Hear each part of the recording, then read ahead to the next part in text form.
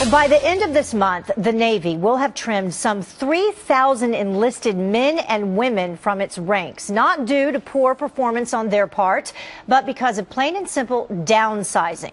Apparently, several naval fields are overcrowded. That's because a record number of sailors are opting to re-enlist when their tours are up. Military departments do have budgets and bottom lines, just like other organizations. But is it fair for these men and women who risk their lives for our freedom to get the heave-ho, so to speak? Well, let's debate this fair and balanced. Joining us now, Alan Colmes. He's the host of the Alan Colmes Show, and radio talk show host Lisa Wexler. Thank you both for joining us. A pleasure. Thanks, Heather. So, Lisa, I'll begin with you. Sure. You actually brought this topic to my attention because you had the opportunity to speak to several military spouses. Yeah, I met them when I was doing my broadcast from the RNC, and then I went on to the DNC. And I was very outraged and upset because this is unprecedented. These are people that enlist in our military. When you enlist in the military, Heather, you can't quit. You go to jail. It's called going AWOL. How could Uncle Sam quit on these people? As a lawyer, I said, how can this be true? And so I did some further investigation, and there was a Navy Times reporter named Mark Farram who's been covering this since November, and in fact, it is true.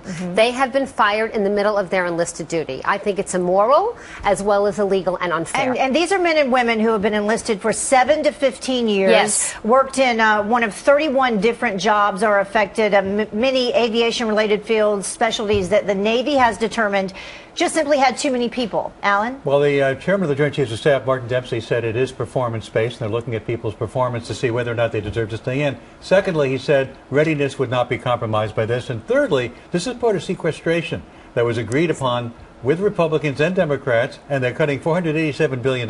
You're clicking your head no, but this is part of what has to be done unless the Republicans and Democrats can come to an agreement about budgets, which they've not been able to do because the Republicans refuse to compromise. Well, I beg to differ with Alan on this. First of all, it is not performance-based. I've been speaking That's what the Navy says. Well, the Navy is giving you the incorrect information because the sailors themselves were not told why they were cut. These enlistment retention boards, which is a euphemism because they should be called enlistment termination boards. Because they have the enlistment retention forms now, but prior to this, they did have something called a perform to serve. Correct, and that's not what this is. Okay. This is something different. But the Navy should not be a jobs program, and the military should not be a jobs program. If we're going to cut, because the Republicans say they love to cut, you can't only cut things that are non-military. The military has to be cut too, and you have to also reorient yourself for the needs of the 21st century and not have old thinking about wars that we no longer fight. And that's part of how we decide how we're going to cut. Alan, how can you argue, really, that the U.S. government and Uncle Sam should not keep its enlistment contract?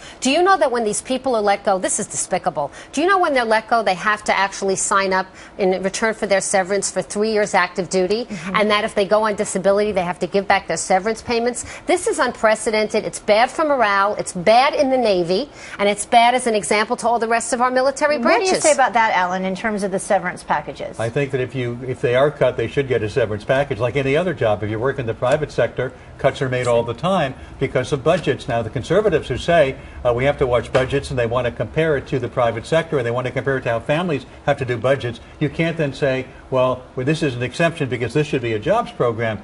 People sign contracts with companies all the time. Yes, but the qualitative difference is they don't go to jail if they quit. If you quit Walmart or you quit General Motors, you don't go to jail. True. You're not allowed to quit on Uncle Right. Sam. And Uncle Sam should not be allowed to quit on you. We also don't have First Amendment rights in the military. There are a lot of things in the military that are not exactly as civilian. Yeah, but who ever heard of breaking your enlistment contract? The fact is that if you want to actually have cuts and want to keep the budgets in line, then you have to do what you need to do without sacrificing military readiness, which is what, by the way, again, it's Dempsey. If you're saying the chairman of the Joint Chiefs is lying, he is saying it's not I'm saying it's not truthful. I'll tell you something. There is performance-based in terms of who they're cutting. It's, number one, this was not performance-based, and I can give you many different... Well, is he lying? He might be. How do I know? He hasn't spoken to me. He could be. What do I know? Here's the thing. We are putting these men and women, these veterans who have put their lives on the line for our freedoms back into a workforce with, an 8.1% unemployment rate. Right. And then for veterans, the unemployment rate is around 12%. So you're saying the military should be a jobs program? 12% unemployment rate for veterans. We should keep the military as a jobs program is what you're saying.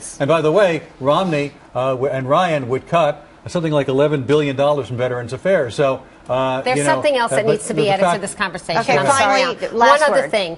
According to Congress itself, these cuts were only supposed to be made if there were two criteria. One, they were supposed to reach something called end strength, which they never did. Quickly. In other words, they never reached capacity. Too quickly? And the second is they were supposed to take voluntary before involuntary, and they never did. All right. Well, it's definitely a topic worth discussing. Thank you both for joining us.